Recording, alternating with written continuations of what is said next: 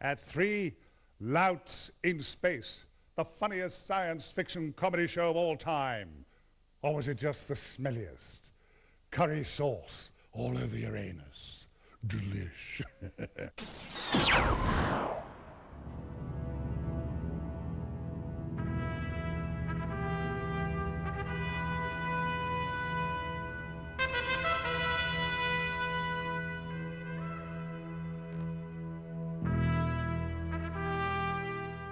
Red Dwarf really grew out of it gradually dawning on me there was some kind of conspiracy to keep the working class out of space.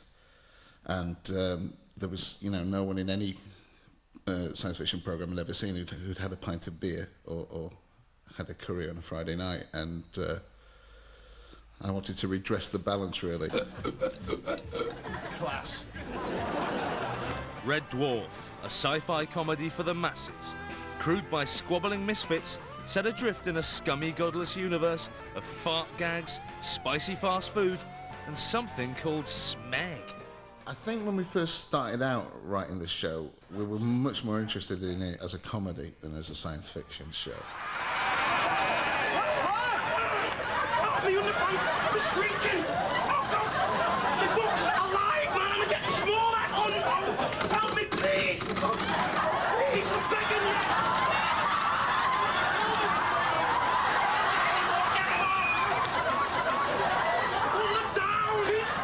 Red Dwarf is the kind of TV show that your mother would show you to say, this is what men are like, don't do any of that, because it's just students in space. It's much more of a beer and curry, football lads, kind of loaded kind of sitcom.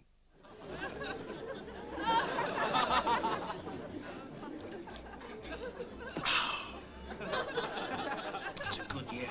The last remaining human being in the universe is travelling in a spaceship called Red Dwarf that's 5 miles long, 3 miles deep, and they're 3 million light years from Earth, facing the wrong way, and he doesn't know how to turn it around. It started off as an idea of having the last human being alive in space and him being the worst example of humanity we could possibly think of. I'm an animal. I'm a tasteless, uncouth, mindless, tone-deaf, randy, blokish, semi-literate space bum. Oh, welcome back, Mr. Listerson.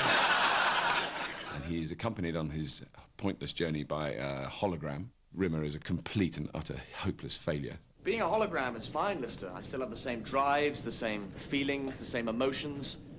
But I can't touch anything. Never again will I be able to brush a rose against my cheek, cradle a laughing child, or interfere with a woman sexually.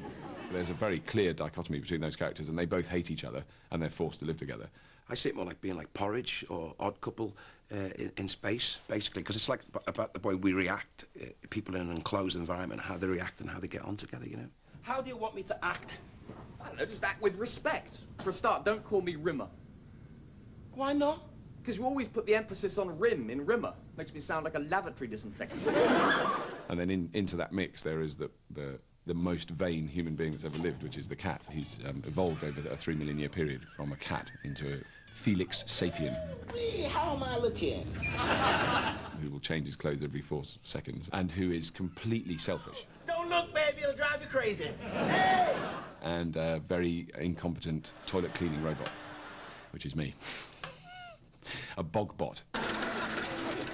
Goodness me, I must have sucked up a penny. It's basically a character-based sitcom, Space is the situation, so you can go a bit weird. What the smeg is going on? I hate snakes. They freak me out. Totally snakes. They are my all-time second worst fear, guy. What's your first? This sci-fi comedy smash was BBC Two's biggest show ever, and it had everything.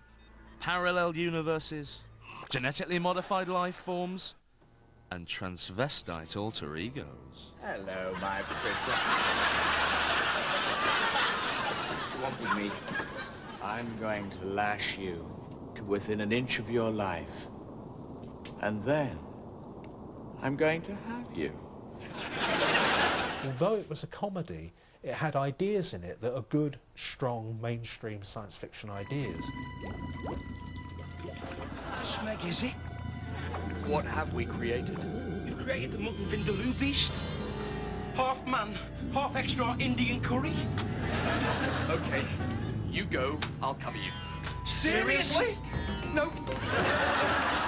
It wouldn't have lasted as long as it has, and it wouldn't have been as popular as it has if it was simply sort of some funny spacemen in space farting in their spacesuits. This is an orange. It's an... It's an... It's a banana. It's no good, sir. I just can't do it. You're frightened? I'm going to teach you how to lie and cheat if it's the last thing I do. It has very profound universal themes running through it about humanity, about loneliness, love. You know, I mean, honesty and truth are very, very key things in it. I just can't do it. You can. I can't. Look, what's this? No. What is it? Please. Come on, what is it? It's a small off-duty Czechoslovakian traffic warden. The thing about Red Dwarf is it isn't a spoof, and the science fiction in it is science fiction. And I think there is a strong connection between science fiction and comedy. They're both about looking at the world in a unique and original way. Red Dwarf's skewed vision has been polluting the universe with its curry-stained conceptualisation for 13 years now, and will soon be splattering a silver screen near you. But whether it's on TV or film, there's one word that will be forever Red Dwarf. Smeg. Well, it's the universal put down, really. You know, I mean, you know what it's replaced, it's replaced the F word in our series. Smeg is short for smegma, which is a genital substance. I don't know what there's a proper medical term. Smegma is the cheesy deposit around the head of the penis in unwashed people. Not that that's what we were getting at. Oh, time for a break and a brief trip into another dimension.